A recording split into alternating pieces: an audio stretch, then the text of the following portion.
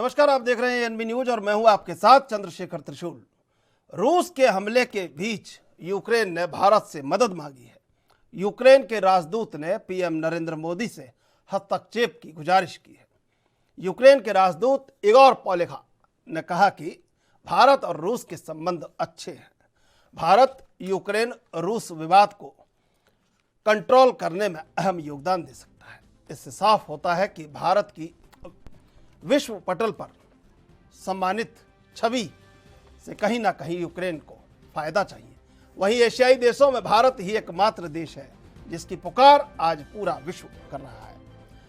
प्रधानमंत्री नरेंद्र मोदी ने बड़े ही समझ के साथ रूस के राष्ट्रपति पुतिन से बात की। इस दौरान पीएम मोदी ने यूक्रेन में फंसे भारतीय नागरिकों की सुरक्षा को लेकर भारत की चिंताओं के बारे में रूसी राष्ट्रपति पुतिन को अवगत कराया।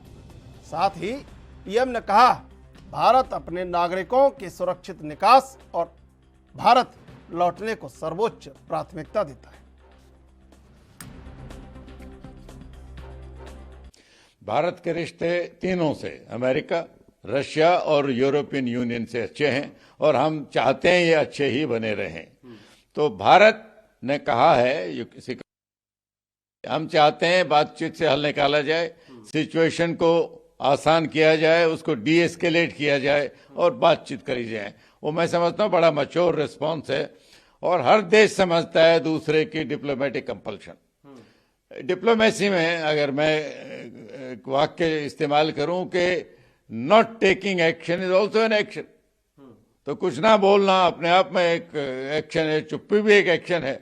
और ये सब अमेरिका भी समझता है, रशिया भी समझता है कि भारत की मजबूरी है। नहीं, जब हमने ये बात सिक्योरिटी काउंसिल में बोली थी कि हम डीएस्केलेशन चाहते हैं, बातचीत चाहते हैं, तो उनके डिप्टी चीफ ऑफ मिशन ने 2 दिन पहले भारत की सराहना की थी। मैं नहीं समझता उस स्टैंड में कोई बदलाव है। हमारे तो यूक्रेन से भी अच्छे रिश्ते हैं, हजारों हमारे बच्चे वहां पढ़ रहे थे, तो हम तो अपने अच्छे रिश्ते बनाना चाहते हैं। हम जिम्मेवार हैं, हम रोल प्ले करना चाहते हैं और शायद ओपनली नहीं लेकिन डिप्लोमेटिकली कांटेक्ट होंगे भी, बातचीत हो भी रही होगी कि भी किस तरीके से हालात को डीएस्केलेट किया जाए। रूस और यूक्रेन की इस गंभीर स्थिति पर आज चर्चा करेंगे। हमारे साथ 3 मेहमान जुड़े हुए हैं। इंदुकांत दीक्षित, राजनीतिक विश्लेषक, विपिन शर्मा, वरिष्ठ पत्रकार, राजनीतिक विश्लेषक, और आशुतोष शर्मा, राजनीतिक विश्लेषक। आप तीनों का स्वागत एएनबी न्यूज पर। इंदुकांत जी, सबसे पहले मैं आपके पास आ रहा हूं। सर पर जिसके अमेरिका, कंधे पर नाटो का हाथ और दुनिया याद रखेगी जन्मों तक, ये विश्वासघात। क्या गजब का खंजर घोंपा है अमेरिका ने यूक्रेन के पीठ में, और वो बेचारा समझ नहीं पाया कि अफगानिस्तान की क्या दुर्गति करके रखी है। 20 साल में 61 लाख करोड़ रुपया खर्च करने के बाद सेना लौटी और उधर आखिरी टुकड़ी अमेरिका की वहीं थी अफगानिस्तान में, और कब्जा होने लगा और 10 दिन में तालिबान जिंदा हो गया जिसको 20 साल से मार रखा था। ये यूक्रेन समझ नहीं पाया और बराबर भरोसा दिलाते रहे कि तुम चिंता मत करो, कुछ होगा, और निंदा बैठकें हो रही हैं बराबर अमेरिका में, और नाटो अभी फिर बैठक कर रहा है और जेलेंस्की कह रहे हैं कि मुझे आखिरी बार देख रहे हो जो देख रहे हो। अब आप बताइए। नमस्कार, बिल्कुल सही तस्वीर आपने पेश की है और जो आपने कविता में पंक्तियां तो कहीं वो इस सिचुएशन में बिल्कुल सटीक बैठती हैं। आप देखिए, पुतिन ने डिप्लोमेसी के तहत जो कदम और जिस समय उठाया वो बिल्कुल मास्टर स्ट्रोक था, और उन्होंने देखा कि दुनिया की जो जियोपॉलिटिकल सिचुएशन है वो ऐसी है कि जिस समय अमेरिका का नेतृत्व आज तक के इतिहास में सबसे कमजोर नेतृत्व में से एक है, जिस समय अमेरिका एकदम डिफीटिस्ट पोस्चरिंग में है, जब वो अफगानिस्तान से सिर के बल भागा है वहां से, और वो भी किसी महाशक्ति के दबाव में नहीं, आतंकवादियों के धमकी से। आपको याद होगा कि पिछले वर्ष जब एक डेडलाइन तय हुई और उन्होंने ही समझौता किया गल्फ कंट्रीज में बैठ करके तालिबान के साथ कि हम निकलना चाहते हैं, तुम शासन संभालो। अब आप ये देखें कि जिस डेमोक्रेसी की दुहाई देता रहा है अमेरिका, वो डेमोक्रेसी के नाम पर एक टिटुलर हेड उन्होंने अफगानिस्तान में बनाया। अपने मन की सरकार बनाई और उस सरकार को जन समर्थन नहीं था। या तो इस ढंग से चुनाव करवाते कि जन समर्थन वाली कोई सरकार होती, और उस बेचारे प्रेसिडेंट को और पूरी सरकार को उन्होंने हथियार वगैरह का माला पहना करके वहां छोड़ कर वो भाग खड़े हुए। ये देखिए उनकी नैतिकता है। उनकी नैतिकता की पहचान तो पहली बार तब हुई थी चंद्रशेखर जी, जब उन्होंने इराक जैसे एक सशक्त शासन को कहा था कि आपके पास केमिकल वेपन है। पहले तो उन्होंने परमाणु हथियारों की भी बात की थी और उनका उद्देश्य था वहां से सद्दाम हुसैन को उखाड़ फेंकना, क्योंकि आप जानते हैं कि अमेरिका की कोई भी नीति, कोई भी कार्रवाई बिजनेस ओरिएंटेड होती है और अपने स्वार्थ से ओरिएंटेड होती है। उनको लगेगा कि हम हिंदुकान जी धोखा ओरिएंटेड होती है, धोखा ओरिएंटेड, बिजनेस ओरिएंटेड नहीं। धोखा तो देखिए बिजनेस में ज्यादातर इनबिल्ट होता है, और वो धोखा ओरिएंटेड ये होती है कि 61 लाख करोड़ गंवा दिए 20 साल में। आप ये देखें कि आज भी यूक्रेन में भी लोगों को मरवा के यूक्रेन को धोखा देकर अमेरिका और उसके खास सहयोगी देश बिजनेस अपॉर्चुनिटी खोज रहे हैं। वो कैसे? उन्होंने यूक्रेन से कहा तुम लड़ो, तुमको हम हथियार सप्लाई करेंगे, मुफ्त में नहीं, आप खरीदो, हम सारे मॉडर्न वेपनरी आपको देंगे, आप लड़ो। आप नाटो की बात करो और रूस को चैलेंज करो। और ये सारी जो शब्दावलियां थी उसमें जो वहाँ के एक्टर प्रेसिडेंट हैं वो भूल गए कि एक्टिंग में और डिप्लोमेसी में कितना फर्क होता है। उनको लगा कि एक्टिंग जैसा ही डिप्लोमेसी होती होगी, लोग सच ही बोलते होंगे, बाद में कुछ और बोलते होंगे, लेकिन वो तो एक्टिंग करते थे जेलेंस्की। उनको समझ जाना चाहिए था कि रियल लाइफ और रियल लाइफ में क्या फर्क होता है, समझ नहीं पाए बेचारे। एक चीज मैं कहना चाहता हूँ कि देखिए कि जो प्रस्ताव उन्होंने आज दिया है पुतिन को बातचीत का, अगर ये ईश्वर उन्हें ये सद्बुद्धि देता और ये आज एक सप्ताह पहले उन्होंने दिया होता, वो एक तराजू पे नाट, जैसे आज भारत ने किया है। आपने बहुत अच्छा जो खूबसूरत शुरुआत की कि एक तराजू पे हमने अमेरिका को रखा है, एक पे रूस को भी रखा है और दोनों को लेकर संबंध को आगे बढ़ाने का प्रयास कर रहे हैं। हमारे दोनों से इक्वल डिस्टेंस है, दोनों से अपने हितों के साथ समझौता न करते हुए अच्छा संबंध है। आप नहीं सर, हमारे संग एक सबसे अच्छी बात यह है भारत के संग कि हमारे अंदर वो अदब, वो तहजीब, वो सलीका है कि एक तो दुनिया को भरोसा है कि हमसे कोई नुकसान नहीं पहुंचने वाला। एक हम कोई एक्स्ट्राऑर्डिनरी परफॉर्मेंस नहीं करेंगे। कोई चिट्ठी आएगी रूस की तो वो अमेरिका को भी ऐसी की ऐसी लिखी हुई दे देंगे, उसमें एक दो लाइन नहीं जोड़ेंगे अपनी, और ऐसी ही जर्मनी को बता देंगे और ऐसी फ्रांस को बता देंगे और ऐसी यूक्रेन को बता देंगे। अब चीन पे उतना भरोसा है नहीं एशिया में, बड़ा चीन भी है कि भाई चीन से कह दे कि तुम कर लो ये सब, लेकिन वो और रायता ढुला देगा यूक्रेन का भी और रूस का भी और अमेरिका का भी, और अमेरिका उससे बात करे कैसे। लेकिन अब देखते हैं क्या होता है। लेकिन अभी तो निंदा बैठ के हो रही है और उधर जेलेंस्की परेशान है। उन्हें लग रहा था कि अमेरिका कोई जाने क्या कर देगा, लेकिन पटाखा नहीं चला पाया अभी तक। तो स्थितियां ये हैं। विपिन शर्मा जी, विपिन शर्मा जी, इंदुकान जी कुछ कह रहे हैं। इंदुकान जी तक वो सरेंडर कर देंगे। मैंने यही कहा कि एक सप्ताह पहले अगर यही उन्होंने अपील की होती, बातचीत की, तो उनके दोनों हाथ में लड्डू थे। अरे सर तब तो लग रहा था ना उन्हें, तब तो लग रहा था ना कि सर पे हाथ अमेरिका का है और कंधे पे नाटो खड़ा है, कौन हमारा क्या बिगाड़ लेगा। अब पता चला है सब कुछ बिगड़ गया है। तब आशुतोष जी को थोड़ा मुस्कान आ रही है, लेकिन ये सब नज़ारा सामने आ गया है। आशुतोष जी मैं आऊँगा आपके पास। विपिन शर्मा जी, कैसे याद किया जाएगा दुनिया में विश्वासघात, इतने सारे संगठन हैं, विश्व शांति की, मतलब मैं उन शब्दों का इस्तेमाल भी नहीं करना चाहता, बिल्कुल एकदम क्या बोलें उनको कि बिल्कुल एक जिसको कहते हैं कि कोई उसका अस्तित्व ही नहीं दिख रहा है कहीं।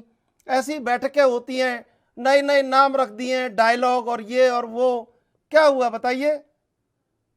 अपना व्यक्तित्व रखने से पहले मैं सबसे पहले एक बात बोलूंगा कि जैसे क्रिकेट में बोला जाता है कि एक 5 दिवसीय मैच होता है, 5 डे मैच, टेस्ट मैच, एक 1 डे मैच होता है 50 ओवर का, और एक होता है T20। तो ये जो रशिया और यूक्रेन के बीच चल रहा है ये T20 है कि अपने आप में एक कीर्तिमान स्थापित होगा कि इतनी जल्दी किसी पे जो मैं आपकी बात में एक बात हमला करा रूस ने, विपिन जी एक बात जी। जोड़ देता हूं, अगर आपने क्रिकेट की बात कर दी है, जेलेंस्की को थोड़ा ये लग रहा था कि ये सहवाग और विराट की तरह खेलेंगे, ट्रंप जैसा खेलेंगे, लेकिन बिडेन रवि शास्त्री की तरह खेल रहे हैं, बिल्कुल शांति से, आराम से।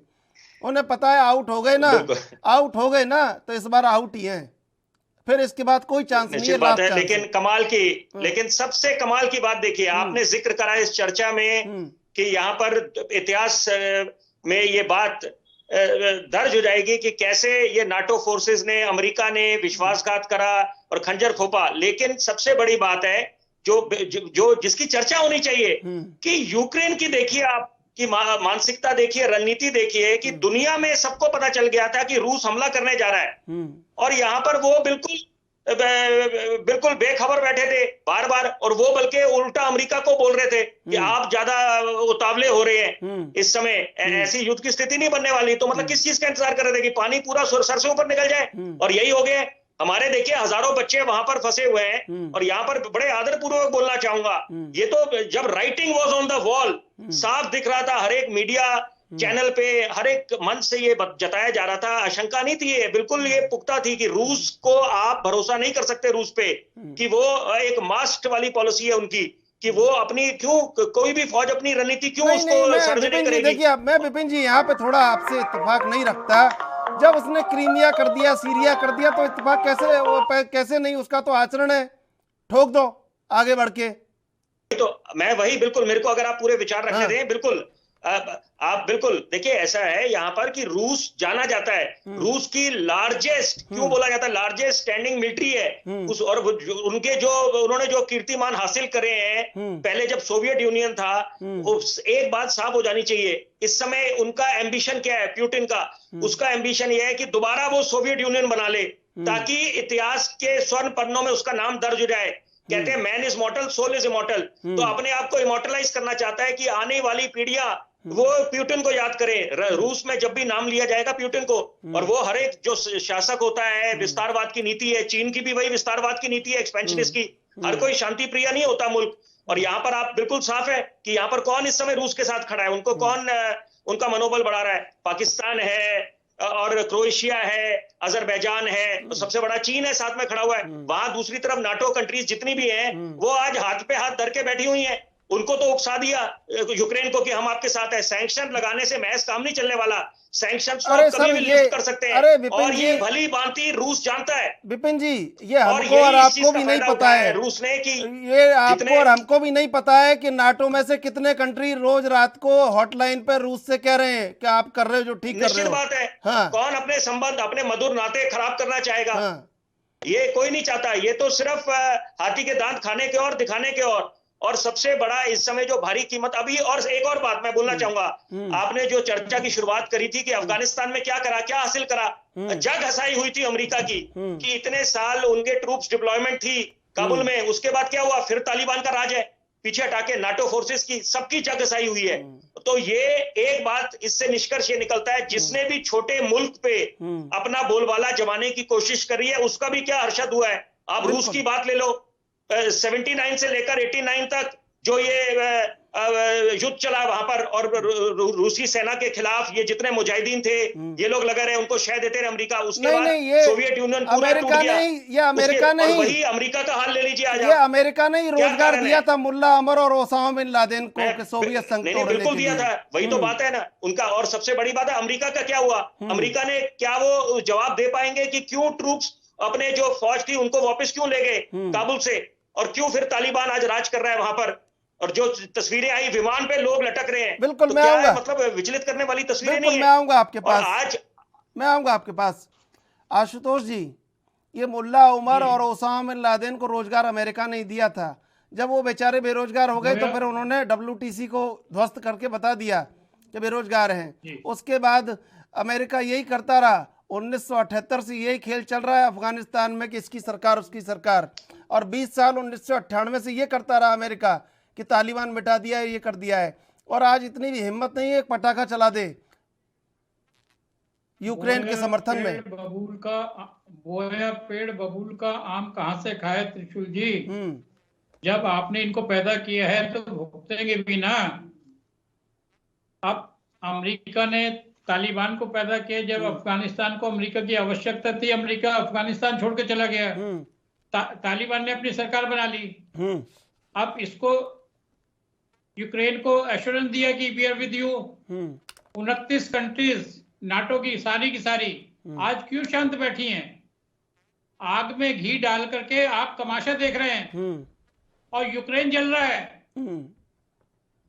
T20 का मैच चल रहा है, इतनी जल्दी उन्होंने 600 से ज्यादा मिसाइल दाग दिए कल तक रशिया ने। रशिया की लार्जेस्ट आर्मी 8.5 लाख के करीब उनकी आर्मी और क्रोएशिया के पास, यूक्रेन के पास लगभग 2 से 2.5 लाख। उसका यूक्रेन रशिया का क्या मुकाबला करेगा? वो तो अपनी सरकार बना करके अपना सो कॉल्ड अपना राष्ट्रपति बैठा करके रशिया के कंट्रोल में आना है। अमेरिका क्यों नहीं बोलता, क्यों नहीं अपने सैनिकों को भेज रहा? हथियार को बेच रहा है, कोई मदद नहीं कर रहा। अरे पर ये जेलेंस्की को समझ में नहीं आया ना सर। हथियार बेच, ये जेलेंस्की को समझ में नहीं आया। समझ में आ रहा है। अच्छा, आप गुहार लगा रहे हैं, सभी से गुहार लगा रहे हैं। ये कहावत तो पूरी दुनिया जानती है, ये कहावत पूरी दुनिया जानती है, कुछ भी पाल लो, शेर तक पाल लो, लेकिन गलतफहमी मत पालो। और वही जेलेंस्की ने पाल ली गलतफहमी। रशिया लड़ाई की तैयारी तो सालों से कर रहा आ था। रहा हूँ इंटेलिजेंस क्या कर रही थी? क्या वो सो तो नहीं रहे थे? तैयारी को रशिया ने एक दिन हमला नहीं बोल दिया आपके ऊपर। तैयारी काफी टाइम से करते रहे। इंटेलिजेंस उसके रशियन सोल्जर्स भी यूक्रेन में अंदर एंटर कर चुके हैं।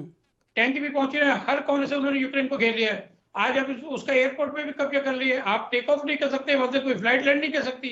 तो practically entire Ukraine is under siege of Russia.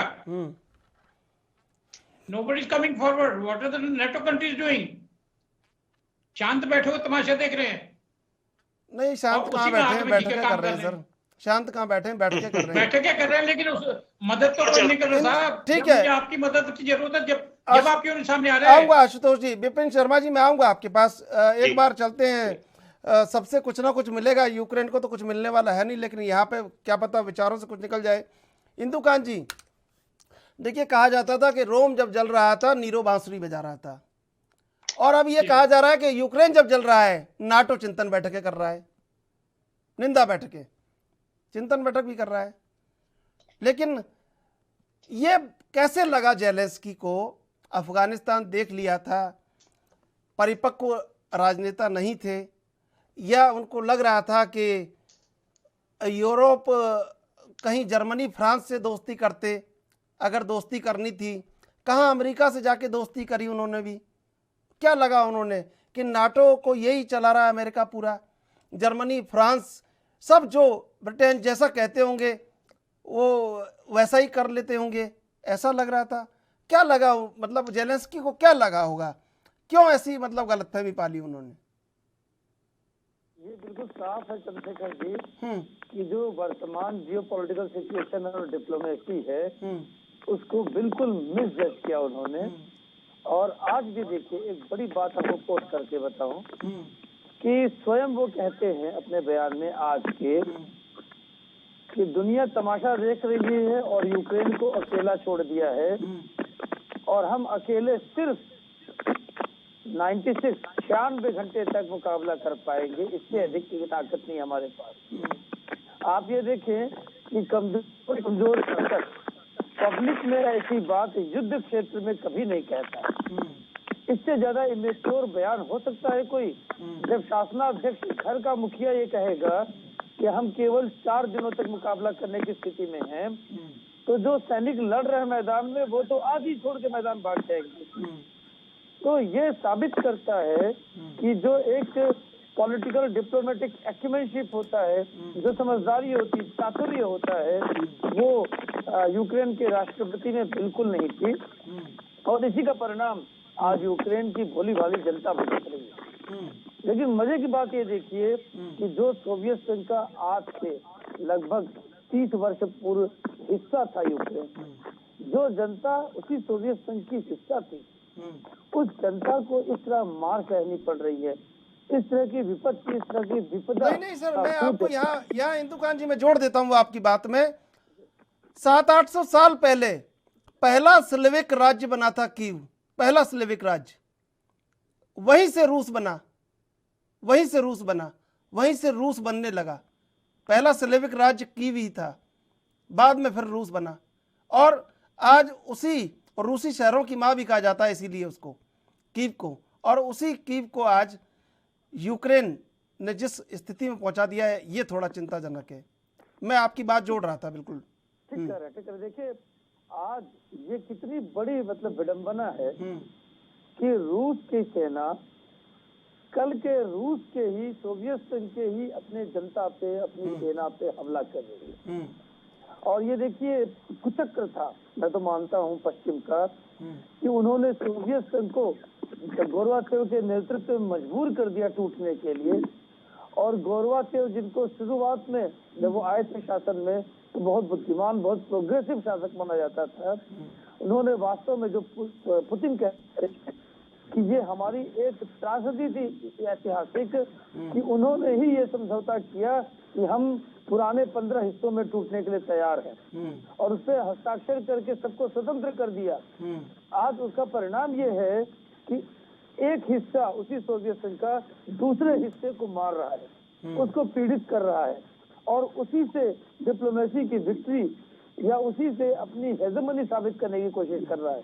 लेकिन पुतिन की एक बात को तो मानना पड़ेगा कि उन्होंने कहा कि ये ऐतिहासिक भूल, जैसे हमारे देश में मैं आपको बताऊं, इसका सिमिलर उदाहरण है कि जिस तरह से कश्मीर के मामले को पंडित जवाहरलाल नेहरू ने अटका दिया, और आज भी उसको देश ऐतिहासिक रूप से भुगत रहा है, और अब जाके इस सरकार ने 370 हटा के चीजों को थोड़ा नॉर्मलाइज किया, और अभी भी पीओके बाकी है जो हमारा हिस्सा होता है सैद्धांतिक रूप से, ऐतिहासिक रूप से और वैधानिक रूप से। उस जंग की जो गलती मिखाइल गोरबाचेव के नेतृत्व में सोवियत संघ ने किया था तत्कालीन, उसको करेक्ट करने की बात घोषणा करके पुतिन कर रहे हैं, और धीरे धीरे करके जो सोवियत संघ के अर्धवाइल सोवियत संघ है उसके हिस्सों को या तो अपने प्रभाव में ला रहे हैं या अपने से जोड़ रहे हैं। और एक आखिरी बात कि सोवियत संघ को जिस तरह की महाशक्ति का महत्व प्राप्त था, वापस इस तरह के आयरन हैंड से उसी महाशक्ति के रूप में पुनर्स्थापित कर रहे हैं। और इस बार कि जो उनका यूक्रेन पे हमला हुआ है, इससे जो कुछ भी हुआ हो, लेकिन एक सबसे बड़ी चीज ये हुई है कि रूस दोबारा एक महाशक्ति के रूप में एस्टेब्लिश होने के लिए अग्रसर है, और पुतिन निर्विवाद रूप से इसमें दुनिया के सबसे शक्तिशाली नेता के तौर पर उभर के आए हैं। ठीक बात है। विपिन शर्मा जी, क्या लग रहा है कि हम भी कहीं खड़े होना चाहिए? हमें विश्व मंच सजा है, एक तरफ बैलिस्टिक मिसाइलें हैं, एक तरफ बैठकें हैं, और इसी के बीच में एक संवाद के बड़े पक्ष के रूप में हमें भी खड़ा होना चाहिए। क्या लग रहा है? देखिए, कई बातें मद्देनजर रखनी पड़ती हैं। कूटनीति की जब हम बात करते हैं, डिप्लोमेसी की बात करते हैं, तो यहाँ पर सबसे बड़ी बात क्या है कि क्या ये हमें इस बात का संज्ञान नहीं लेना चाहिए कि यूक्रेन की क्या कूटनीति रही थी हिंदुस्तान के संदर्भ में। कि आप अगर बात करें कि कश्मीर के मामले में उन्होंने बोला था कि हस्तक्षेप होना चाहिए हिंदुस्तान और पाकिस्तान के बीच में, और उसके बाद जब न्यूक्लियर टेस्ट हमने 1998 में कराए थे, वहां पर सैंक्शंस की बात करी थी, प्रतिबंध लगाने की बात करी थी यूक्रेन ने। ये वही यूक्रेन है। और यूएनएससी में, यूनाइटेड नेशन सिक्योरिटी काउंसिल में हिंदुस्तान की जो बिड थी उस पे इन्होंने विरोध करा था इसका। तो ये, और उसके बाद आप पाकिस्तान को T-80 जो टैंक्स दिए थे, तो उससे उसको और मजबूत करने की कोशिश करी थी, जो हमारा दुश्मन मुल्क है। तो ये सारी बातें हैं। आज वही यूक्रेन चाहता है कि हिंदुस्तान हस्तक्षेप करे, क्योंकि प्रधानमंत्री मोदी के और राष्ट्रपति पुतिन के आपस में बड़े मधुर नाते हैं। वो ये अपेक्षा करते हैं कि हम लोग जाके पुतिन को समझाएं कि ये ऐसे आप आक्रमण जो कर रहे हैं उससे जो जान मान को नुकसान होगा। सारे विश्व की मुल्क, पहले ही हम लोग कोरोना से ग्रस्त हैं, उसके पहले चीन और अमेरिका की ट्रेड वॉर चली, उससे अर्थव्यवस्था को नुकसान पहुंचा, विश्व के जो बड़े बड़े मुल्क उससे ग्रस्त हुए। उसके बाद कोरोना की मार, सदी की सबसे बड़ी जो महामारी आई, और उसकी 3 लहरें हुई। तो अभी मद्देनजर बात ये रखनी है कि रूस क्या चाहता है। और फिर हम हिंदुस्तान की बात करें, रूस चाहता है कि ऐसी एक सत्ता को काबिज करे यूक्रेन में जो नाटो के साथ अलाइन ना हो। बस मुद्दा यही है। और वो भली भांति समझते हैं कि क्या क्षमता रखती है यूक्रेन की फौज, और वो उसी का सारी बातें मद्देनजर रख के ही उन्होंने हमला बोला है। और वो और जानते हैं ये कि जो ये सैंक्शंस की बातें करते हैं बड़े बड़े, चाहे लंदन के प्रधानमंत्री इस समय बात कर रहे हैं, बोरिस जॉनसन, वो अलग बात है कि वो अपनी गद्दी बचा लें, बहुत बड़ी बात हो जाएगी। अभिशाप में भी वरदान होता है, ब्लेसिंग इन डिस्गाइज। और इस समय उनको मौका मिल गया, कोरोना की पार्टी करी थी तो वहां पर तो उनके सब लोग उनके पीछे पड़े हुए थे कि आप इस्तीफा दें, और आज उनको एक मौका मिल गया कि अपना वो थोड़ा वर्चस्व कायम करें और कुछ अपना बोलबाला जमाएं। लेकिन यहाँ पर मुद्दा यह है कि समझने की आवश्यकता है कि हिंदुस्तान को इस समय बहुत सोच समझ के काम करना पड़ेगा। सबसे पहली प्राथमिकता होनी चाहिए ये कि तो जो हम बच्चे सदियों से वहां कर पर रहे हैं, ये तो हमारे सदियों से कर रहे हैं बच्चे, नहीं बच्चे जो ये वहां हम पर फंसे सदियों हुए से हैं, यही कर जिनको रहे हैं, सब सोच evacuation समझ के ही पहले- काम कर रहे हैं सारे। नहीं, और आज यूक्रेन उसकी भारी कीमत चुका रहा है। ठीक है, आशुतोष शर्मा जी, क्या लगता है कि ये पूरा जो परिदृश्य है, ये पूरा जो मंच सजा हुआ है, क्या लग रहा है ये संगठन, इतने बड़े बड़े संगठन बनाए गए, विश्व शांति द्वितीय विश्व युद्ध के बाद बड़ी एक ये चला कि कैसे दुनिया को बारूद के ढेर से हटा के शांति के चौराहे पर ला के खड़ा किया जाए और शांति स्थापित की जाए। कहीं लगता है दूर दूर तक कि कोई शांति की पहल करने को तैयार है, और ये ठेका अगर कोई लेके बैठा है दुनिया में शांति का, तो हम भारत। मैं जवाब लूंगा, पहले लेंगे एक छोटा सा ब्रेक, ब्रेक के बाद लौट के आएंगे।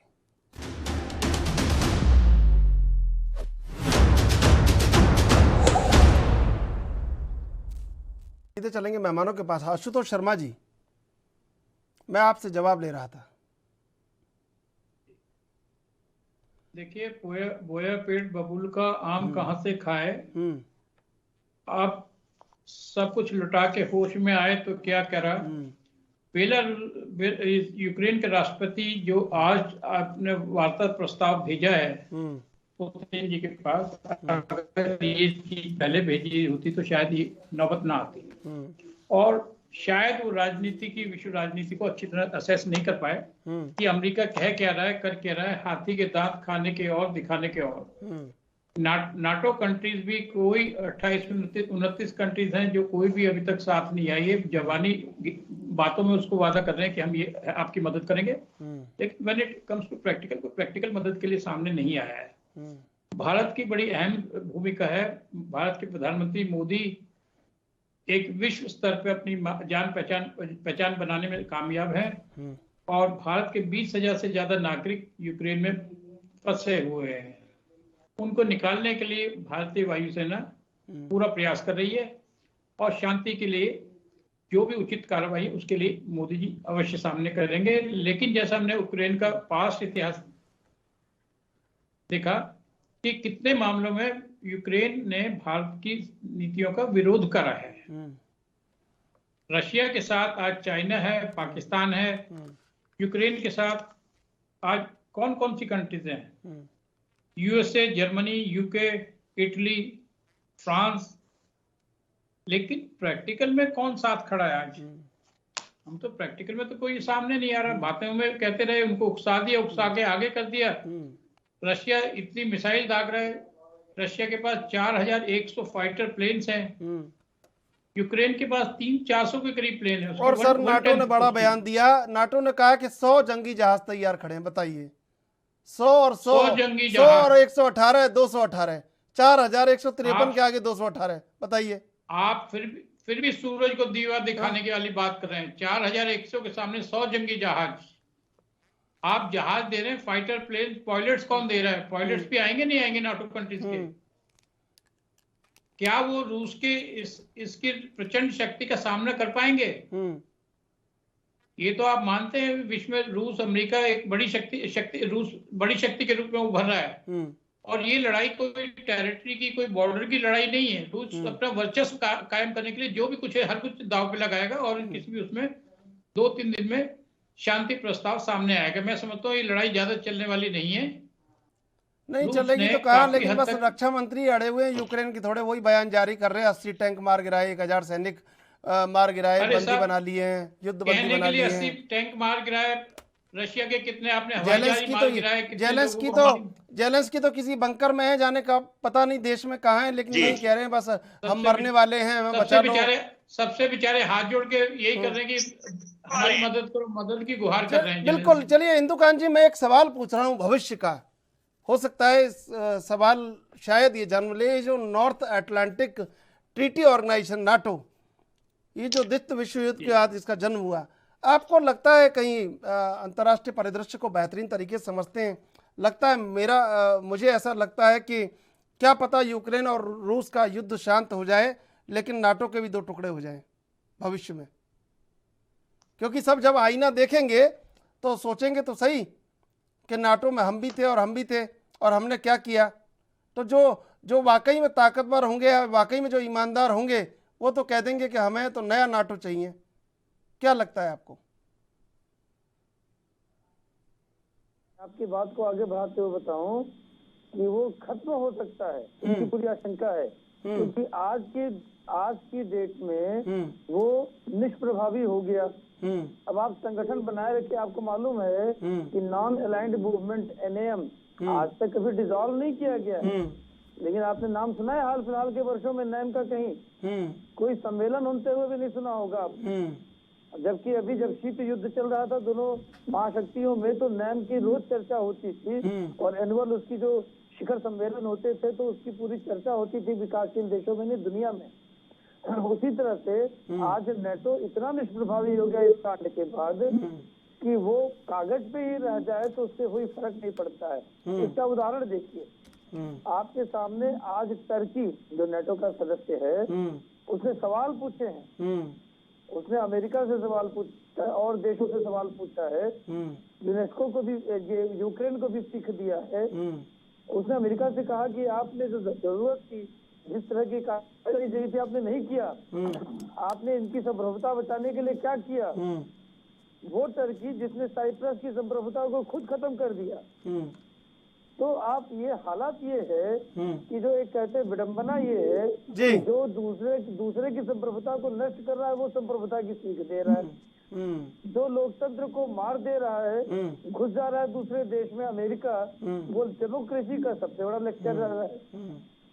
और दुनिया में जहां उसके बिजनेस इंटरेस्ट होता है कहीं भी घुस जाता है, चाहे इराक हो चाहे अफगानिस्तान हो, और कहता है दुनिया में शांति व्यवस्था स्थापित करने की हमको भगवान ने ताकत ऊपर से दी है। कौन सी ताकत है, कहाँ से लेके आए, किस समझौते में लेके आए, लेकिन वही काम जब रूस कर देता है तो उसके ऊपर प्रतिबंध लगाने की बात करते हैं।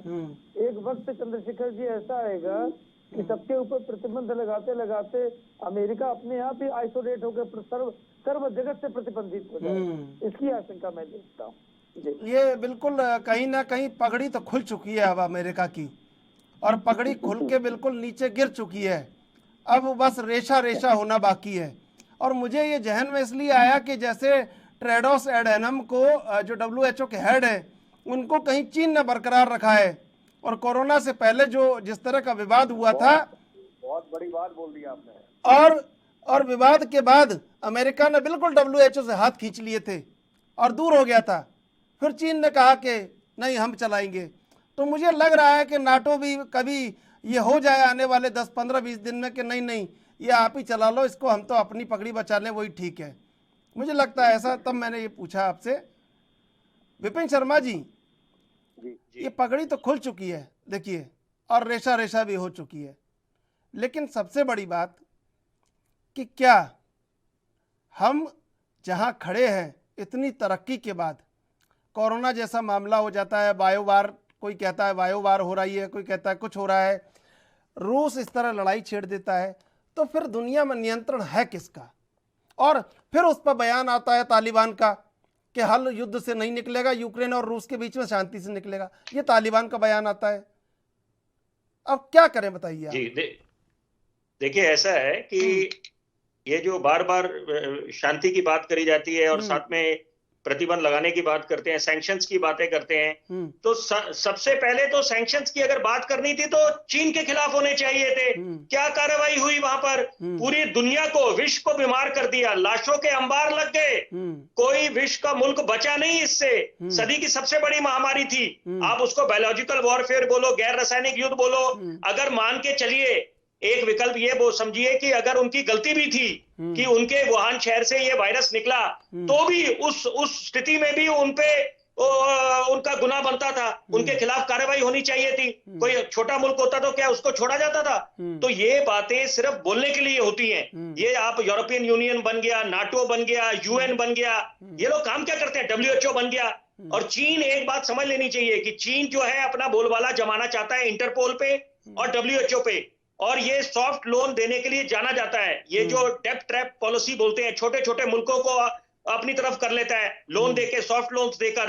आज नेपाल का बेड़ागर कर दिया है। तो ये सारी बातें जो है, ये बात समझने की आवश्यकता है इस समय कि जब चीन पे सैंक्शंस नहीं लगे तो अमेरिका पे कहां लगने थे। और ये बात बिल्कुल सही है कि यहाँ पर रूस भली भांति जानता था कि उसके खिलाफ कोई कार्रवाई नहीं होगी, और उसको यूक्रेन की भी क्षमता पता थी। और अभी तो ये समझना चाहिए कि जब हम बोलते हैं कि चेक्सिट, हम ब्रेक्सिट की तो बात करते हैं, हम लोग चेक्सिट की आवाजें क्यों नहीं उठाते कि यहाँ पर ब्रेक्सिट मतलब ब्रिटेन का यूरोपियन यूनियन से बाहर निकलना। चेक्सिट का मतलब चीन से बड़े बड़े विश्व के मुल्क जब अपने व्यापारिक नातों से बाहर निकलेंगे, उसका फायदा हिंदुस्तान को मिलना था, और संकेत भी मिलने लग गए थे, लेकिन हमने वो आवाजें उठाई नहीं। हम लोग बिल्कुल एक तरफ अपनी यहाँ पर कूटनीति के तहत हम लोगों को करना चाहिए था, दूतावास खोलना चाहिए था, चीन को भी जवाब मिलता कि आप जिनपिंग का, जिनजियांग का, तिब्बत का, ताइवान का, हांगकांग का दिल्ली में राजधानी में खोलते तो चीन को उन्हीं की भाषा में जवाब मिल जाता। ये आपको शांति प्रिय बनने से काम नहीं चलने वाला। डिफेंसिव अप्रोच लगाएं, जैसे क्रिकेट में डिफेंसिव फील्ड होती है और अटैकिंग फील्ड होती है। आक्रामक रुख अपनाना पड़ेगा हिंदुस्तान को भी, जहां तक चीन का सवाल है, क्योंकि दुश्मन नंबर 1 चीन है हमारा। और सबसे बड़ी बात है, रूस और यूक्रेन का जो इस समय जो स्थिति बनी है, यहाँ पर ये आत्मसमर्पण कर चुके हैं। जब आप उनके जो राष्ट्रपति हैं और जेलेंस्की, वो वहां पर बंकर में छुपे हुए हैं, और ये सबको पता है कि सिर्फ कुछ पलों में, कुछ समय में ये एक समझौता हो जाएगा, और यहाँ पर वो ये समझ आएंगे, ऐसे सत्ता को वहां पर बिठा देंगे कि जो ये उनको आश्वस्त कर दे लिखित तौर से कि यहाँ पर हम नाटो के साथ कभी नहीं जाएगा यूक्रेन, और यूक्रेन एक अभिन्न हिस्सा बन जाएगा रूस का। ये वही सोवियत यूनियन का दौर दोबारा लेके आना चाहते हैं, यूएसएसआर वाला, कि जब उसको वर्ल्ड की सबसे बड़ी सुपर पावर कहा जाता था और अमेरिका नंबर 2 होता था। तो ये हर कोई अपनी महत्वाकांक्षाएं रखता है, और यहाँ पर पुतिन चाहते हैं कि इतिहास के स्वर्ण पन्नों में उनका नाम हमेशा के लिए दर्ज हो जाए। इतिहास उनको माने, उनसे प्रेरणा ले, आने वाली पीढ़ियां, सदियां उनको याद, सदियों तक उनको याद करा जाए।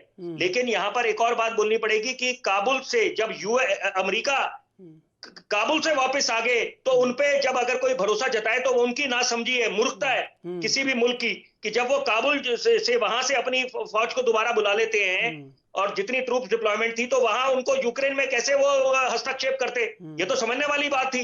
ये तो उन्होंने उनपे भरोसा जताया, और जो इनका रुख था वो भी बड़ा हैरानी करने वाला है यूक्रेन का, कि सारी दुनिया उनको सचेत कर रही थी कि भाई हमला होने वाला है। वो क्या कर रहे थे उस समय? वो वहां पर उन्होंने क्यों नहीं कुछ समय रहते कुछ ऐसे कदम उठाए कि जिससे, वो तो बिल्कुल हाथ पे हाथ धर के बैठे थे। जेलेंस्की बार बार बोल रहे थे, प्रेस वार्ता कर रहे थे, बड़े बड़े विश्व के नेताओं के साथ बैठकें का दौर चल रहा था। तो ये सब चीजें समझ के परे है। लेकिन साथ में बड़ा जरूरी है बोलना कि इजराइल और फिलिस्तीन की जो हाल फिलहाल में लड़ाई हुई थी, वहां पर अंत में क्या नतीजा निकला? अंत में तो बिल्कुल अनकंडीशनल और सीज फायर करा इजराइल ने, तब तबाही कर दी थी, और अपना उन्होंने बिल्कुल एक दिखा दिया था वहां पर कि क्या उनकी ताकत है इजराइल की। तो ये बातें हैं कि यहाँ पर रूस अपनी ताकत भी दिखाना चाहता था, और सोवियत यूनियन दोबारा उसी दौर को दोबारा लाना चाहता है। और वही जो बाइडेन ने, अमेरिका के राष्ट्रपति ने बिल्कुल साफ कर दिया अपनी प्रेस वार्ता में कल कि क्या उनकी महत्वाकांक्षाएं क्या है पुतिन की इस सारे हमले के पीछे। ठीक है आशुतोष जी, इंदु खान जी और विपिन शर्मा जी, मैं आप तीनों को एक कहानी सुना रहा हूँ, विश्लेषण आप करना फिर उसका। एक हंस और हंसनी थे, वो उड़ के जा रहे थे, तो एक गांव में वो रात हो गई, तो वो थक गए, तो उन्होंने कहा कि यहाँ पर रुक जाते हैं। वहाँ रुक गए तो हंसनी ने वहाँ पे एक उल्लू को देखा, तो हंसनी ने कहा हंस से कि ये गांव जो उजाड़ कर दिया ये उल्लू ने कर दिया। तो सुबह जब वो जाने लगे, आशुतोष जी विश्लेषण करना बड़े बिल्कुल इत्तेफाक से, तो वो जाने लगे तो उल्लू ने रोक लिया कि भैया रुक जाओ। तो वो हंस और हंसनी रुक गए। उन्होंने कहा बोलो, कि वो आप ये कह रहे थे रात को कि मैंने उजाड़ कर दिया। मैंने उजाड़ करा नहीं करा, लेकिन ये हंसनी जो है ये मेरी पत्नी है। तो उन्होंने कहा ये पत्नी कैसे हो सकती है, तुम तो उल्लू हो, ये हंसनी है। तो उन्होंने कहा पंचायत करवा लेते हैं। तो हंस ने कहा पंचायत करवा लो। गांव में पंचायत करवाई उल्लू ने। तो पंचों ने कहा कि देखो हमने जब से उल्लू को देखा है हंसनी के साथ ही देखा है, तो हंस ने कहा कि भाई जब पंचायत हो गई तो पंच तो परमेश्वर से बड़े हैं। तो वो उल्लू हंसनी को साथ लेके वहाँ रहा और हंस उड़ के चल दिया। हंस जब उड़ के चला तो उल्लू पीछे आया, बोलो रुको रुको। हंस ने कहा अब क्या है भैया, अब तो तुमने पत्नी भी ले ली, हंसनी ले ली। तो उन्होंने कहा कि ले जाओ अपनी हंसनी, मैं तो तुम्हें ये बता रहा था ये गांव मैंने उजाड़ नहीं किया है, इन पंचों ने किया है। तो बहुत बढ़िया। आपने बहुत बढ़िया बहुत कुछ बोल दिया। बड़ा अच्छा आपने वर्णन करा हंस हंसनी और उल्लू का। तो यहाँ तो शाख शाख पे उल्लू बैठा है। तो ये जो दुनिया को उजाड़ कर रहे हैं पंच ही कर रहे हैं, उल्लू नहीं कर रहा है कोई बेचारा। पंच ही कर रहे हैं, बिल्कुल। हाँ। मैंने कहा हर जगह का नाश जो ये पंच ही कर रहे हैं। हाँ। नाम उल्लू का बदनाम किया जा रहा है, उल्लू का बदनाम हो रहा है।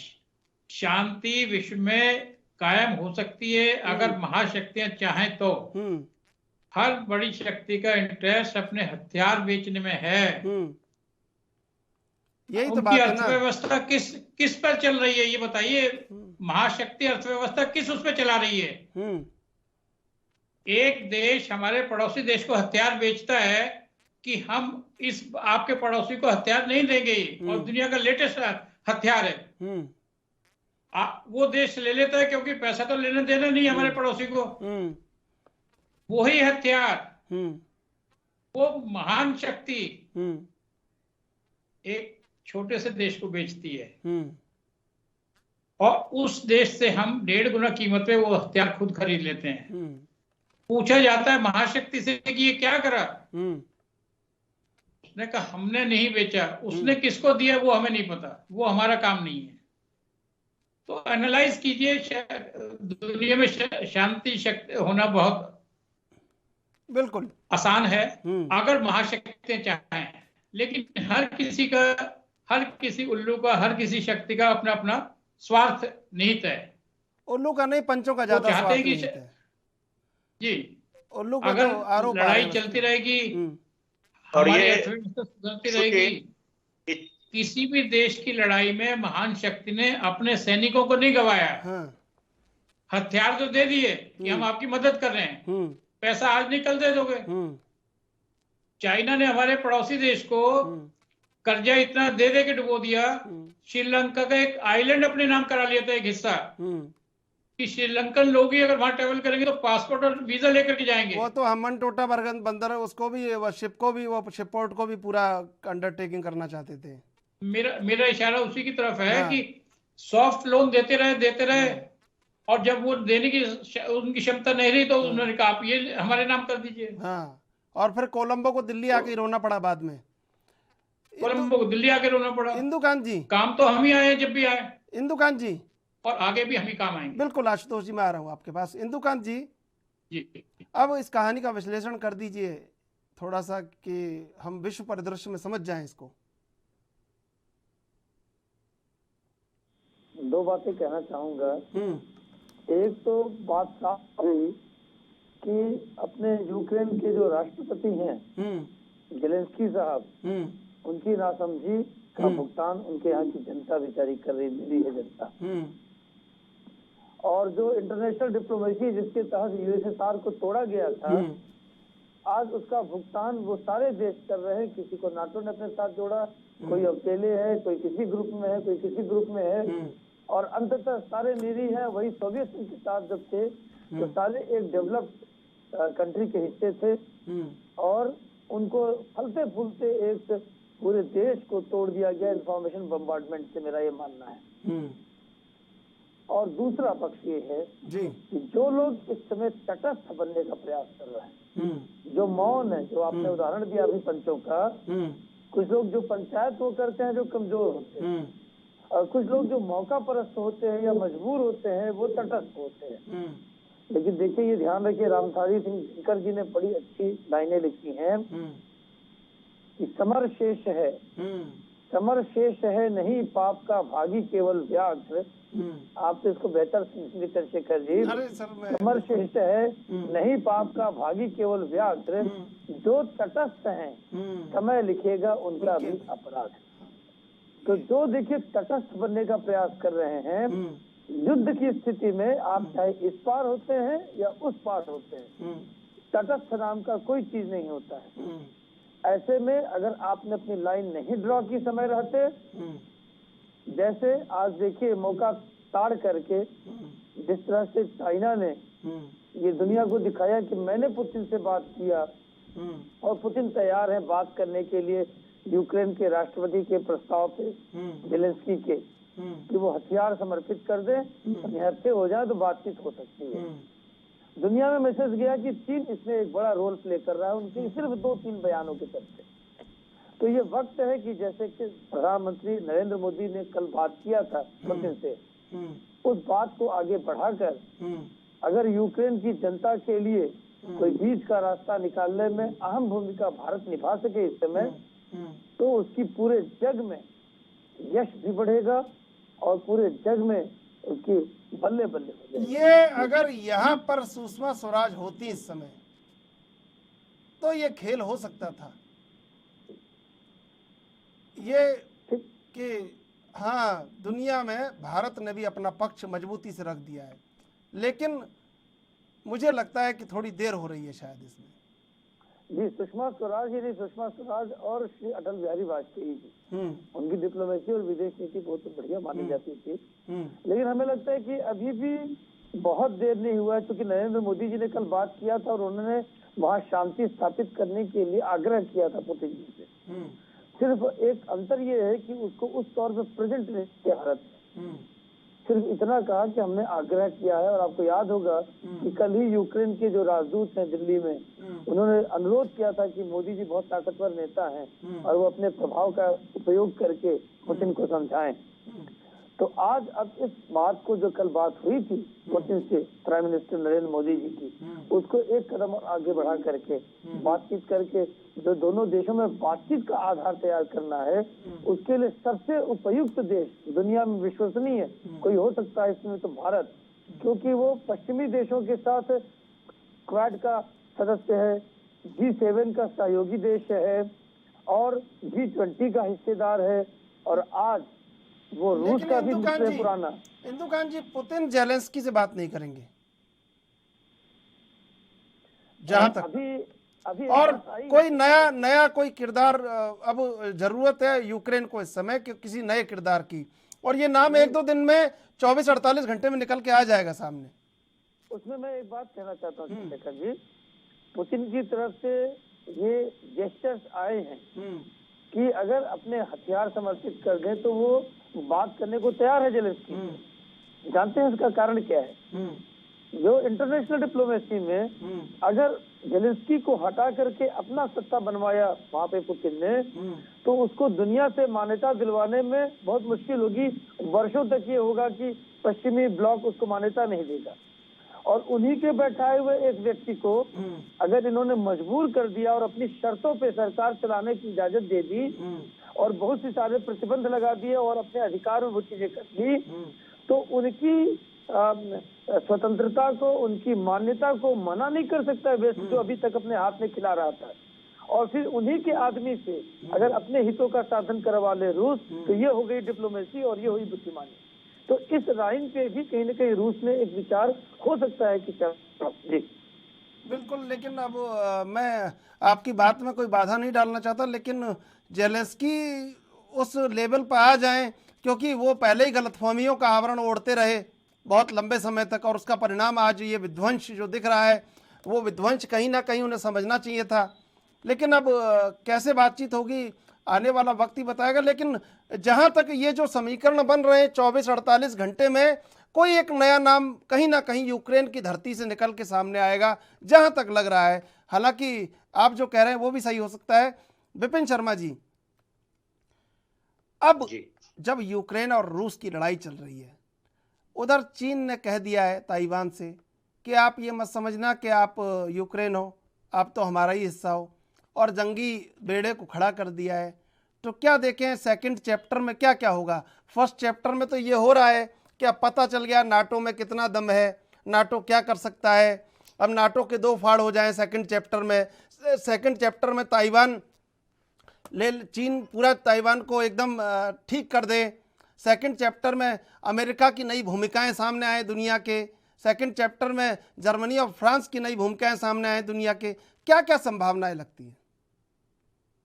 देखिए, पुरानी कहावत है never under estimate your opponent, और ये अभी जो समीकरण, और एक और दूसरी कहावत है कि wise people learn from others experience and fools learn from their own experience. तो चीन इस समय समझदार बनना चाहेगा कि जो समीकरण बने, और जो अभी इस समय अमेरिका, रूस की और यूक्रेन की लड़ाई चल रही है इस समय, जो अभी कुछ ही समय में बहुत कुछ चीजें सामने आ जाएंगी कि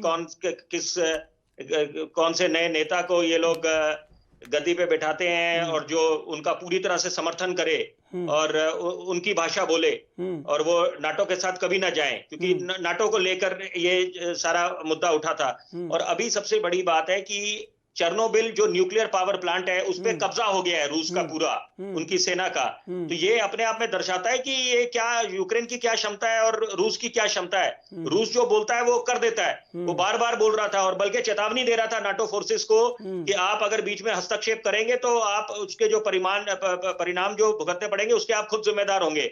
और वो बिल्कुल कोई यहाँ आमने सामने कोई फटका नहीं इनके पास, सिर्फ बैठकों का दौर चलता रहा, बोलते रहे हम सैंक्शंस लगाएंगे, हमने वो घोषणाएं होती रही, लेकिन इससे ज्यादा कुछ नहीं हुआ। और सैंक्शन सबको पता है कि सैंक्शंस टेम्पररी होता है, ये सिर्फ ये नहीं है कि यहाँ पर ये हमेशा के लिए होते हैं, उसको लिफ्ट कर दिया जाता है, उसको हटा दिया जाता है। और सबसे बड़ी बात है, मैं उस दौर की बात करना चाहूंगा, 1989 और 90 का दौर, एक दौर था जब यहां से हिंदुस्तान से बच्चे जाते थे मेडिकल स्टडीज पढ़ने रूस, और वहां पर पहला साल होता था कि वो लैंग्वेज सीखते थे, उसके बाद वो वहां पर जाके एमबीबीएस की करते थे, फिर वो स्पेशलाइजेशन इंटर्नशिप वहां करें यहाँ पर, फिर उनको मान्यता उनको मिली एमसीआई से, मेडिकल काउंसिल ऑफ इंडिया से, उस डिग्री को। तो ये दौर था, लेकिन किसने सोचा था कि अचानक वहां पर सोवियत यूनियन पूरा बिखर जाएगा, टूट जाएगा, डिसइंटीग्रेट हो जाएगा। और जैसे कि हम हिंदुस्तान की बात करते हैं, जो बच्चे 11वीं या 12वीं में पढ़ रहे हैं वो चाहते हैं कि वो गोल्डन फेज देखें स्कूल की, लेकिन इस समय सब कुछ ऑनलाइन चल रहा है, ऑफलाइन क्लासेस हो नहीं रही। तो यहाँ पर ये सारी बातें हैं कि ये एक आपस में हिंदुस्तान और रूस के बड़े मधुर नाते रहे हैं। राज कपूर जब होते थे, जिनको ग्रेटेस्ट शोमैन ऑन अर्थ कहा जाता है, वो एम्बेसडर थे, कल्चरल एम्बेसडर थे हिंदुस्तान के रूस में, और बड़ा उनका नाम था वहां पर।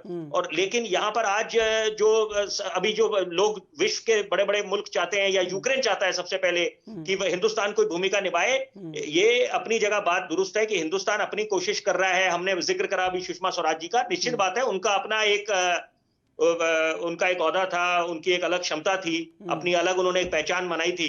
लेकिन यहाँ पर प्रधानमंत्री मोदी भी किसी से कम नहीं है। उन्होंने निश्चित बात है अपने जो उनकी हाई कैबिनेट लेवल की एक हाई लेवल मीटिंग हुई थी कल, और उन्होंने कई मुद्दों पे चर्चा करी होगी कि क्या क्या करना चाहिए। अभी इसकी अगर कुछ इसका इम्पैक्ट हमारे को पड़ता है, सबसे पहले तो कच्चा तेल को लेकर जो सोने के दाम बढ़ गए बिल्कुल, और ये सारी बातें की चर्चा हुई होगी, और इसका हिंदुस्तान पे क्या इम्पैक्ट पड़ेगा। लेकिन अभी सबसे जरूरी बात समझनी पड़ेगी कि चीन को लेकर, क्योंकि हमें सचेत रहना है चीन से, कि चीन की कहीं उनके नापाक मंसूबों को और इससे बढ़ावा ना मिले, ये समझ के। क्योंकि देखिए, कोई भी पहले हथियार नहीं डाल देता, आत्मसमर्पण नहीं कर देता।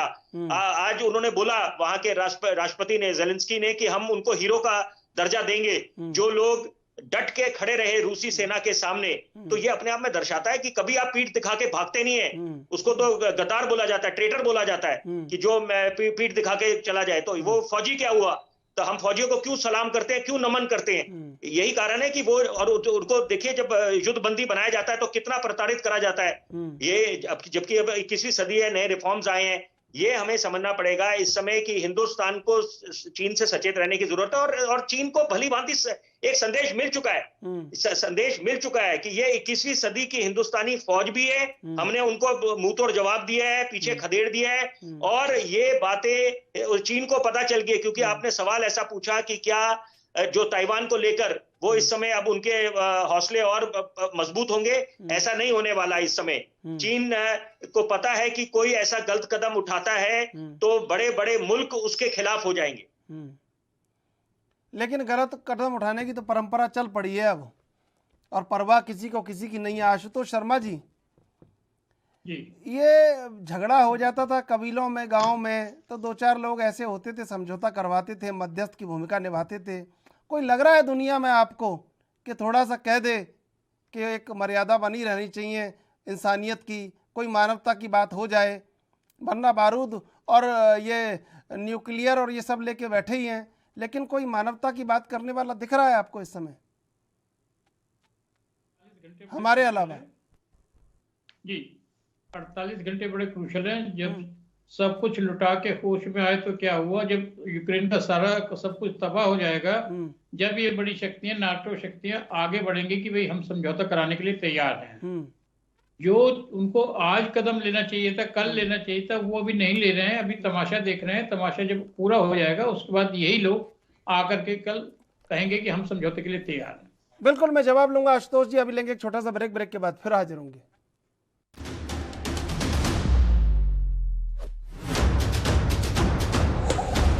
ब्रेक के बाद फिर हाजिर है, चलेंगे मेहमानों के पास। आशुतोष जी, मैं आपका जवाब ले रहा था, और अभी ट्रंप होते तो कम से कम 400-500 ट्वीट करके इतना भरोसा तो यूक्रेन को दिलाई देते कि कहीं ना कहीं खड़े हैं, लेकिन बिडेन ने तो बिल्कुल एकदम समझिए कि ना हिम्मत दी है और ना कुछ दिया है, बस अभी तक बयान ही जारी कर रहे हैं। देखिए त्रिशूल जी, मैं आपकी बात से थोड़ा असहमत करूंगा। ब्रिटेन ने सबसे पहले उनको हवा दी है कि हम आपके साथ हैं। किस तरह से साथ है ये बात दूसरी है, लेकिन उन्होंने कहा कि हम आपके साथ हैं। अमेरिका ने कहा हम आपके साथ हैं, और शक्तियां कह रही हम साथ हैं, लेकिन वास्तविकता में साथ हैं या दूर हैं, ये देखने वाली बात है। बोरिस जॉनसन ने कहा कि हम आपको अस्त्र भी देंगे, सेना भी देंगे, लेकिन कब देंगे ये देखने की बात है। काफी देश आश्वासन दे रहे हैं, आश्वासन में वास्तविकता में बहुत फर्क है। बिल्कुल।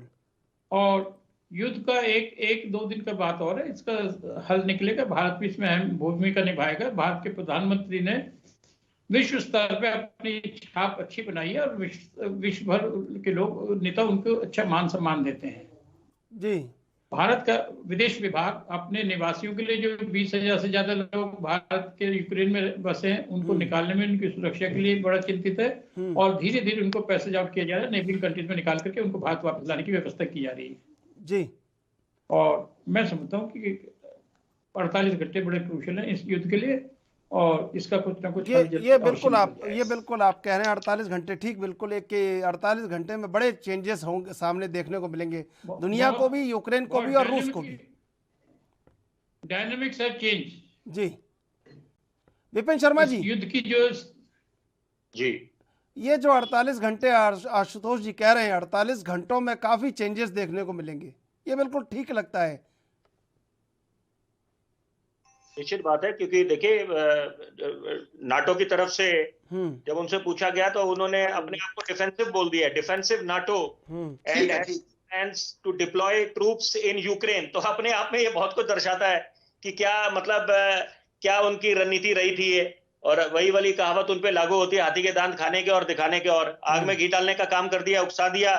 और जब देखा कि स्थिति कैसे बन रही है और रूस की क्या क्षमता है, और खुद भी अपने आप को इसमें उनका नुकसान होगा, भारी नुकसान होगा, क्योंकि रूस चेतावनी दे रहा था, वो गिदड़ धमकियां नहीं थी। और ये अभी समझने की आवश्यकता है कि इस समय 48 घंटे निश्चित बात है कि बहुत अहमियत रखते हैं, और बहुत कुछ हो जाएगा, क्योंकि यहाँ पर तख्ता तो पलट ही गया है। ये कहना कि अब कुछ नहीं है, कि जो राष्ट्रपति वहां बंकर में छुपे हुए हैं, तो यहाँ पर तो अब समझौता होगा आपस में। ये देखने लायक बात होगी कि क्या समझौता होता है, कौन कौन सी शर्तें रखी जाती है। क्योंकि ये जो बोला जा रहा है, जैसे इजराइल और फिलिस्तीन का हुआ था, वहां तो अनकंडीशनल सीज फायर हुआ था, लेकिन यहाँ पर रूस की तरफ से उन्होंने कंडीशनल टॉक्स होंगी कि आप ये माने शर्तें, और क्योंकि इस समय पल्ला उनका ऊपर है इस समय, और वो शर्तें रखेंगे कि ये आपको बातें माननी पड़ेगी, और ये आपका नया यहाँ पर चाहे राष्ट्रपति बनाते हैं, जिसको बनाते हैं, वो हमारी भाषा बोलेगा।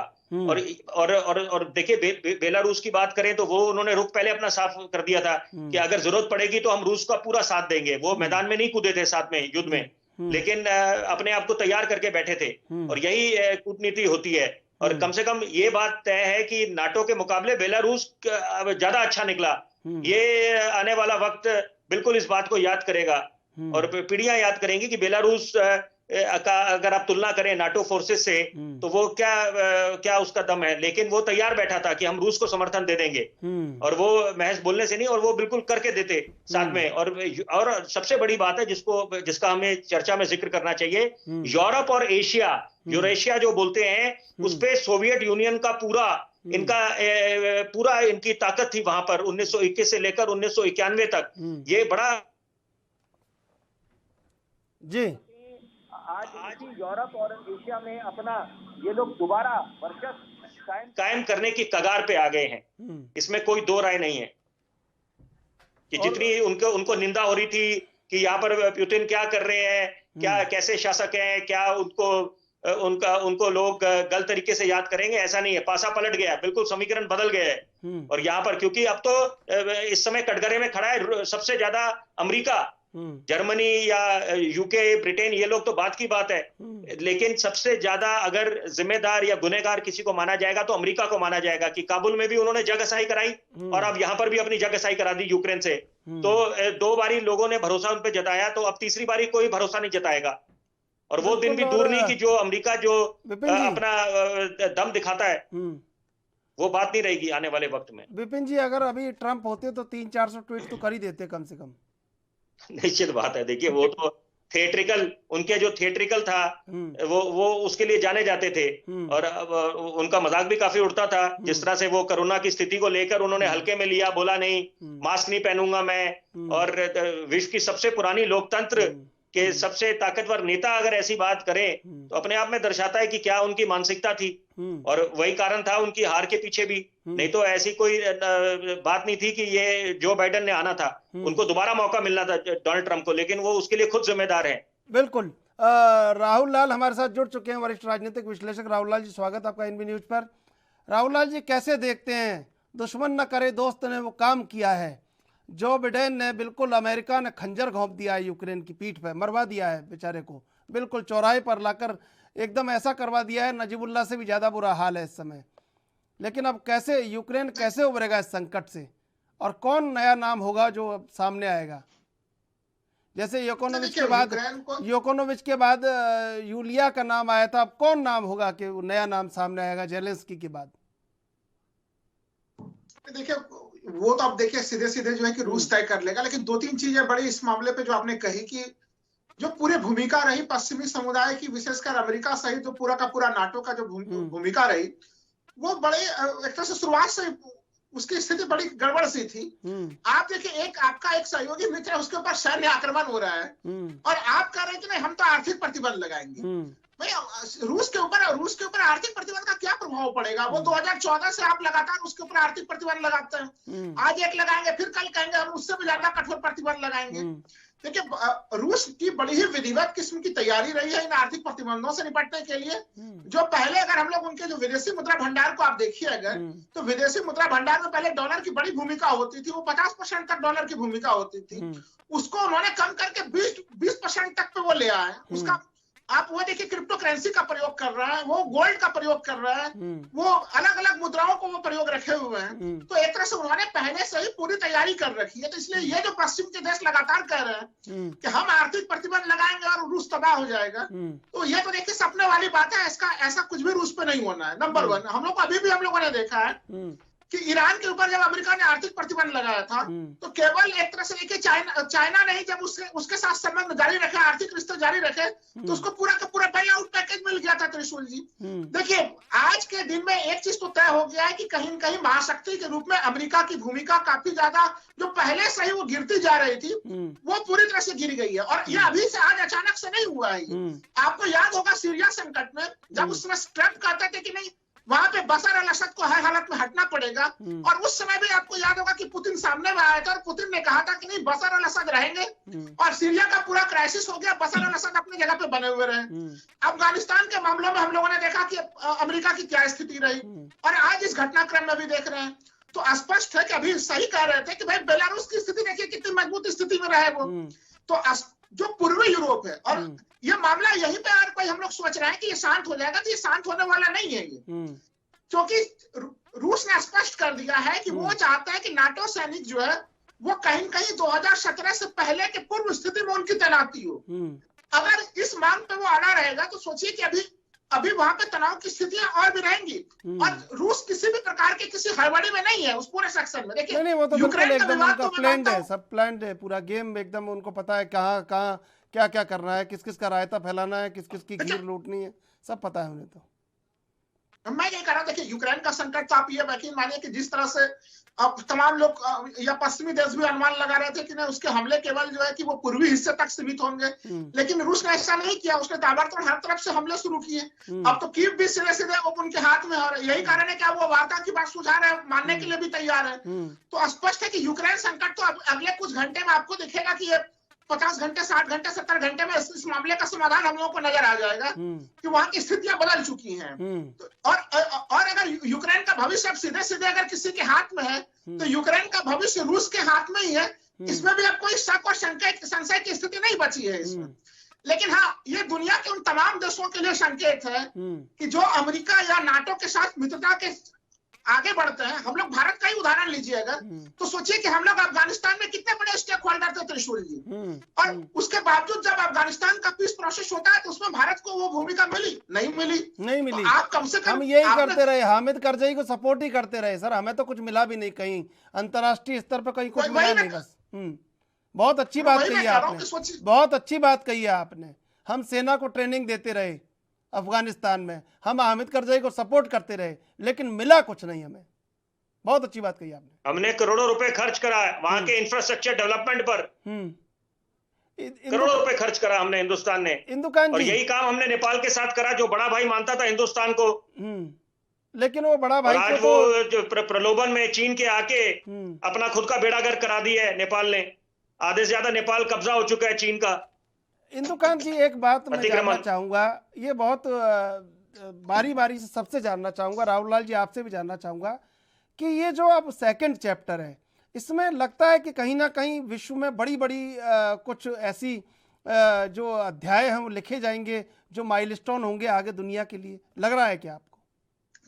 बिल्कुल लग रहा है त्रिशूल जी, और अब आप जान लीजिए राहुल जी, मैं आपके पास आऊंगा। मैं पहले इंदुकांत जी से इस सवाल का जवाब लेता हूं, फिर आऊंगा आपके पास। जी देखिए चंद्रशेखर जी, पूरी दुनिया में इस घटना के बाद जैसा फ्रांस के राष्ट्रपति मैक्रोन ने कहा ये डिफाइनिंग मोमेंट है यूरोप के इतिहास में, मैं ये मानता हूं कि ये दुनिया के इतिहास में डिफाइनिंग मोमेंट है।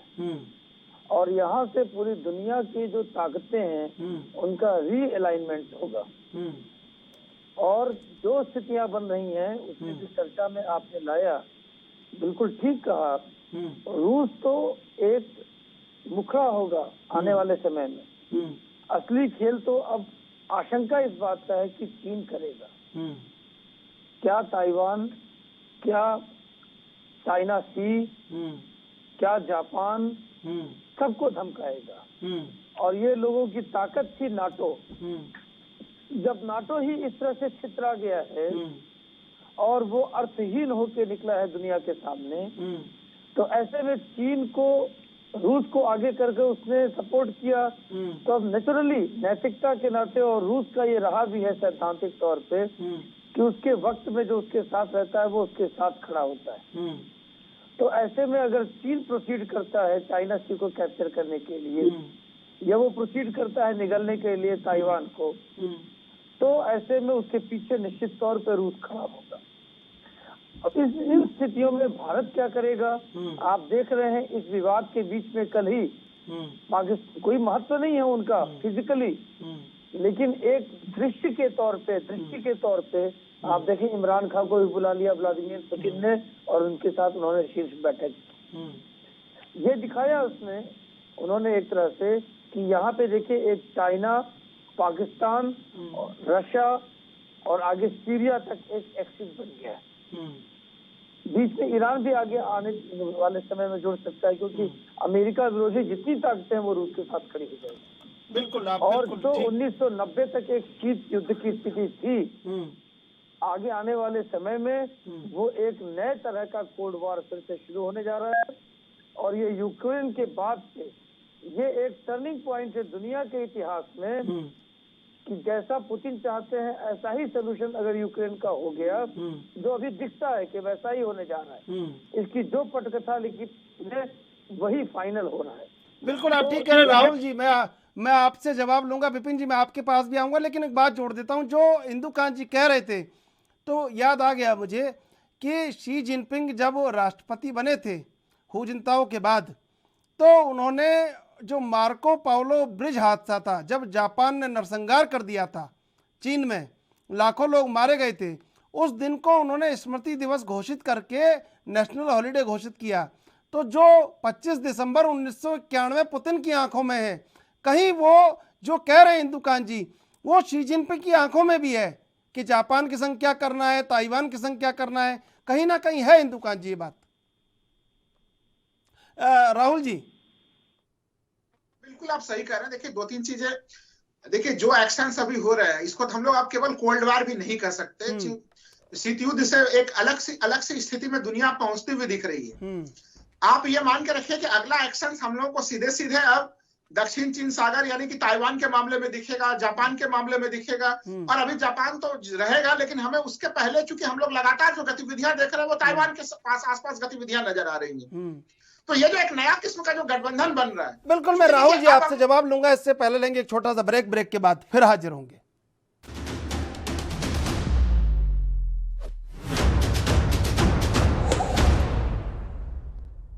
हम सीधे चलेंगे अपने मेहमानों के पास। राहुल जी मैं ये कह रहा था कि देखिए त्रिशूल जी, जो पूरी स्थिति है, हम लोग ताइवान के इर्द गिर्द जो हम लोग तनाव देख रहे हैं वो तनाव काफी बढ़ेगा। और देखिए दक्षिण चीन सागर का तनाव वो भारत को और भी ज्यादा नुकसान पहुंचाएगा, क्योंकि हम लोगों का 55% व्यापार अभी भी उसी साउथ चाइना सी के माध्यम से ही हो रहा है। तो वहां पे अगर आप सोच के देखिए कि डिस्टर्बेंस छोड़ दीजिए कि कुछ बड़ा घटनाक्रम भी ना हो, लेकिन अगर तनाव का माहौल थोड़ा ज्यादा ही बन जाता है तो आपका सप्लाई पाइपलाइन भी जो है कि वो भी डिस्टर्बेंस दुनिया का तो होगा ही, लेकिन हम लोग भी प्रभावित होंगे। तो एक तरह से कहीं कहीं अब जब अर्थव्यवस्थाएं उभर रही है, हम लोग कोरोना से उभर रहे हैं धीरे धीरे, तो एक इस प्रकार की ये नई चुनौती भी दुनिया के सामने में होगी। और ये चुनौतियां बिल्कुल आग के सामने में नजर आ रही है। तो इसलिए अब विदेश नीति को भी फिर से अलग ढंग से सभी देशों को, दुनिया भर के देशों को फिर से अलग ढंग से उसको भी रिस्ट्रक्चरिंग करना पड़ेगा। हम लोगों को भी अलग ढंग से देखना पड़ेगा कि आखिर इन नए चुनौतियों का सामना किस प्रकार किया जाए। आप चूंकि अमेरिका के पक्ष में देखिए, हम लोग बहुत जोर शोर से कहते हैं कि भाई भारत अमेरिका का स्ट्रेटेजिक रिलेशनशिप है वो रिलेशनशिप। जब अमेरिका को हथियार बेचना होता है तो भारत बड़ा प्यारा देश लगता है, लेकिन साथ ही साथ उसका दूसरा पहलू होता है कि जब हम लोग ट्रेड डील करते हैं, मेगा ट्रेड डील, सोचिए ट्रंप जी के समय से टला हुआ है, तो आप अमेरिका उस वाले मामले पे इच्छुक नहीं होता है कि उनके बाजार में हम लोगों की पहुंच कैसे बढ़े। आपको याद होगा कि चीन अमेरिका का ट्रेड वार था जिसमें भारत तो उसमें कहीं कोई रोल नहीं निभा रहा था ट्रंप के समय में, लेकिन चीन अमेरिका ट्रेड वार को ट्रंप ने जबरन भारत की तरफ भी मोड़ दिया था उस समय। तो ये तमाम स्थितियों को ध्यान में रखते हुए हमारे नीति निर्माताओं को भी ध्यान में रखना होगा कि हमारा अगला कदम किस रूप में हो, आगे के भविष्य को ध्यान में रखते हुए। उनको तो क्या है, देखिए राहुल जी, हर शासक उनको टोनी ब्लेयर जैसा चाहिए, उनके कहने से खाए, उनके कहने से गाए, उनके कहने से रोके, उनको टोनी ब्लेयर जैसा चाहिए हर शासक हर देश में। मुझे जहां तक लगता है, मुझे ये नाम याद आ गया क्योंकि टोनी ब्लेयर बिल्कुल एकदम जो अमेरिका कहता था। क्यों विपिन शर्मा जी? बिल्कुल निश्चित बात है, बिल्कुल आपने तीर निशाने पे मारा है।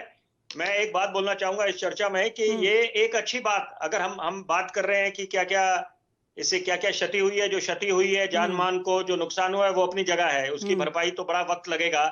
लेकिन अगर हम दूसरा पहलू लें, सोच को थोड़ा सकारात्मक रखें, तो अच्छी बात ये हुई है, अच्छी बात ये है कि कम से कम ये युद्ध लंबा नहीं खींचेगा और जो भी हुआ है जल्दी सिमट जाएगा। क्योंकि अगर ये युद्ध लंबा होता, जो बार बार बोला जा रहा था कि तीसरे विश्व युद्ध की तरफ हम लोग बढ़ रहे हैं, तो ये बातें नहीं है, वो सिर्फ एक महज बोलने के लिए बोला गया।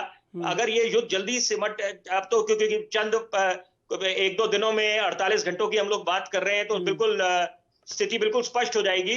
तो उससे अच्छा है कि कम से कम आर्थिक कोई ऐसे आर्थिक मंदी का दौर, या ये आप मानिए कि अर्थव्यवस्था को नुकसान किसी तरह का बड़े बड़े मुल्कों को नहीं मिलेगा, विश्व को नहीं मिलेगा। क्योंकि सबसे पहले ये आकलन करा जा रहा था कि अगर अर्थव्यवस्था को नुकसान मिलेगा तो ये बहुत चिंता का विषय बन जाएगा। कम से कम उस चीज से हम लोग, और ये बात है कि इससे पुतिन को भी याद रखा जाएगा कि जैसे हीरो टू जीरो बन गए थे, अब फिर दोबारा पासा पलट गया है, फिर जीरो टू हीरो दोबारा बन गए, क्योंकि जिस तरीके से उन्होंने ये T20 का मैच खेला है उनकी फौज ने, और हर तरह से, चाहे आप एयर स्ट्राइक्स की बात करें, जमीनी स्तर पे उनकी फौज की, सी रूट्स के थ्रू, तो ये सारी चीजें उन्होंने दिखा दिया कि उनकी क्षमता क्या है।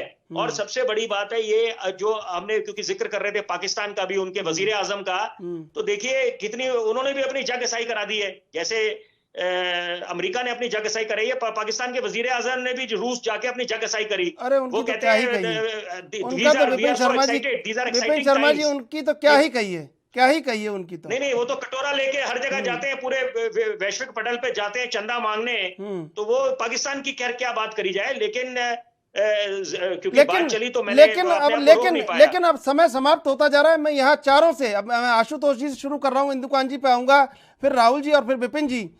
यहाँ एक बात सबसे मुझे जो रहस्यमय लगती है कि उस किरदार का नाम रूस ने अभी तक खुलने नहीं दिया, पूरी दुनिया टकटकी लगाए बैठी है। जो किरदार अब यूक्रेन का नायक बन के उभरेगा, ये बड़ी गोपनीय और रहस्यमयी बात है जो आने वाले 48 घंटे में कहीं ना कहीं खुलेगी। उस नाम का जिक्र कहीं नहीं आ रहा है अभी तक। आशुतोष जी, ये नाम का जिक्र 48 घंटे से पहले ही आपको मिल जाएगा, बहुत जल्दी आने वाला है नाम, ठीक है। और जैसा कि कहा, इस युद्ध का बहुत जल्दी समापन होने जा रहा है, और पुतिन इसमें एक विश्व के शक्तिशाली नेता के रूप में उभरेंगे। और अमेरिका जो इस समय इतने मंदी के दौर से चल रहा है, राष्ट्रपति वहां का जो इतना कमजोर दिखा रहा है, वो अपनी कथनी और करनी में बहुत फर्क नजर आ रहा है। लोगों को पहचानने का मौका मिलेगा। नाटो की असलियत एक्सपोज हो रही है। जो नाटो का सेकंड विश्व युद्ध के बाद स्थापना की गई थी, नाटो की कमजोरी को एक्सपोज किया इस युद्ध ने। सारा यूरोप जो कि एक साथ खड़ा नजर आता था, लेकिन यहाँ यूक्रेन एक अपने अलग देख रहा है। यूक्रेन के साथ कोई नजर नहीं आ रहा, सिर्फ वादे ही वादे। ठीक है इंदुकान जी, नया नायक का नाम नहीं खुलने दिया, ये पुतिन की काबिलियत है।